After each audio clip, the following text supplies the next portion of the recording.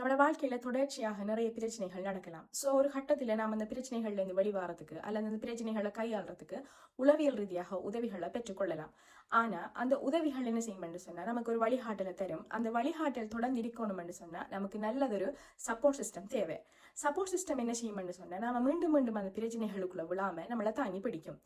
இன்றைய வீடியோல நம்மளை சுற்றி ஏன் ஒரு வலுவான சப்போர்ட் சிஸ்டத்தை உருவாக்கணும், அந்த உளவியல் நன்மைகள் என்ன, அதை எப்படி உருவாக்குறது மற்றும் சரியான மனிதர்களை எப்படி தேர்ந்தெடுக்குது என்று சம்பந்தமா தான் நாம பார்க்க போறோம்.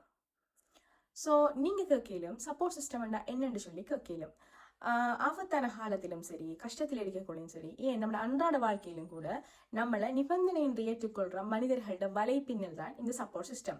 இதுல பல உளவியல் நன்மைகள் இருக்குது. இப்படி ஒரு சப்போர்ட் சிஸ்டத்தை ஏற்படுத்துறதால நிறைய நன்மைகளை நாம கண்டுகொள்ளலாம். உதாரணம், இப்போ மனப்பாரத்தை வேறொருத்திட்ட பகிர்ந்து கொள்ளும் போது நம்மளோட மூளையில் என்ன செய்யணும்னு சொன்னா கோர்ட்டிசோல்ன்ற அந்த மன அழுத்தத்துக்குரிய பொறுப்பான ஹோமோன் அளவு குறைஞ்சு ஆக்சிடோசின் அதிகரிக்க தொடங்கும்.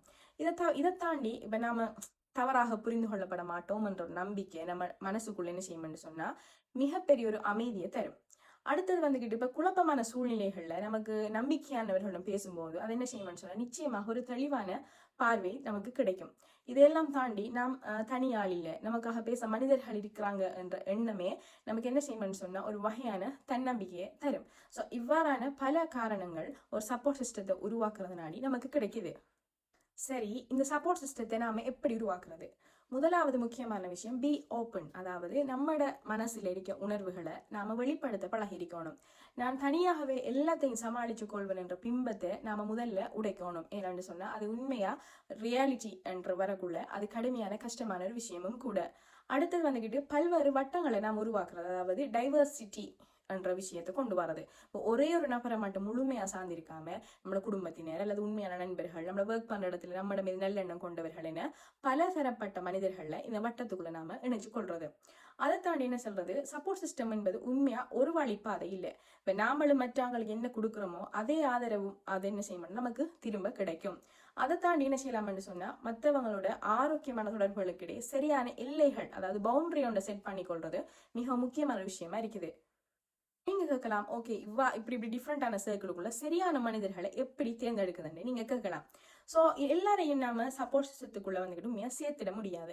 இதுல மிகவும் கவனமாக நாம் இருக்கணும். ஏனென்று சொன்னா நச்சுத்தன்மை கொண்டவர்களை விட்டு தள்ளி இருக்கணும். ஏனென்று சொன்னா அவங்க இந்த சப்போர்ட் சிஸ்டமா நாம நினைச்சு சேர்த்துக்கொண்டா பல்வேறு பின்விளைவுகளை நாம சந்திக்க நேரிடும். இப்ப நம்மளோட குழுவில் இருக்கும் நபர்களுக்கு இந்த நான் சொல்ல போற தகுதிகள் இருக்குதா இல்லையான்னு சொல்லி பாருங்க. முதலாவது முக்கியமான விஷயம், உங்களோட ரகசியங்களையும் பலவீனங்களையும் மதிப்பவங்களா அவங்க இருக்கணும். அடுத்தது வந்துட்டு ஆக்டிவ் லிசனர்ஸ், அதாவது உங்களுக்கு ஜட்ஜ்மெண்ட் ஜட்ஜா இருக்காம உங்களுக்கு தீர்ப்பு வழங்காம நீங்க சொல்றத அமைதியாக கேட்பவர்களா இருக்கணும். அடுத்தது வந்துட்டு உங்களுக்கு ஒரு பாசிட்டிவ் எனர்ஜியை தரணும். உங்களோட வளர்ச்சியை பார்த்து பொறாமப்படாம உங்களுக்கு எப்போதுமே உங்களோட ஒரு ஊக்குவிக்கவர்களாக அவங்க இருக்கணும். அடுத்தது உண்மையா ஹொனஸ்டாகவும் இருக்கணும், சேம் டைம் எம்பத்தட்டிக்காகவும் இருக்கணும். இப்போ நீங்க தவறு செய்யும் போது அன்பாக சுட்டி காட்டியும் சரியான பாதைக்கும் உங்களோட வழி நடத்துகிறா இருக்கணும். ஏனென்று சொன்னா நீங்க அவங்களோட பேசினாலோ இல்லாட்டி உங்களோட விஷயங்களை ஷேர் பண்ணினாலோ உங்களுக்கு ஒரு பாசிட்டிவ் எனர்ஜி ஒன்று கிடைக்கணும். இதை தவிர்த்து நீங்க ஒரு நெகட்டிவான பர்சனை இதுக்குள்ள இன்வால்வ் பண்ணினீங்கன்னு சொன்னா இது வந்துகிட்டு இந்த உங்களோட ஒரு கலந்துரையாடலோ அல்லது ஒரு சில விஷயங்களுக்கு பிறகு அந்த பாசிட்டிவான எனர்ஜி உங்களுக்கு கிடைக்காது. வாழ்க்கையில பயணம் சொல்றது ஒரு உண்மையா தனிநபர் ஓட்ட பந்தயம் இல்லை, அது ஒரு கூட்டு பயணம். நிபுணர்கள வழிகாட்டல் நம்மளுக்கு இலக்கை சென்றடைய உண்மையா உதவலாம். ஆனா அவங்களோட சப்போர்ட் சிஸ்டம் தான் அந்த பயணத்தை என்ன செய்யணும்னு சொன்னா சுமூகமாகவும் மகிழ்ச்சியாகவும் மாட்டும். இன்றைய உங்களோட சப்போர்ட் சிஸ்டத்துல யாரெல்லாம் இருக்கிறாங்கன்னு கட்டாயம் யோசிச்சு பாருங்க. அவங்களுக்கு உங்களோட நன்றியை தெரிவிங்க. அப்படி ஏதாவது சப்போர்ட் சிஸ்டம் இல்லைன்னு சொன்னா இன்றைய உருவாக்க முயற்சி செய்யுங்க.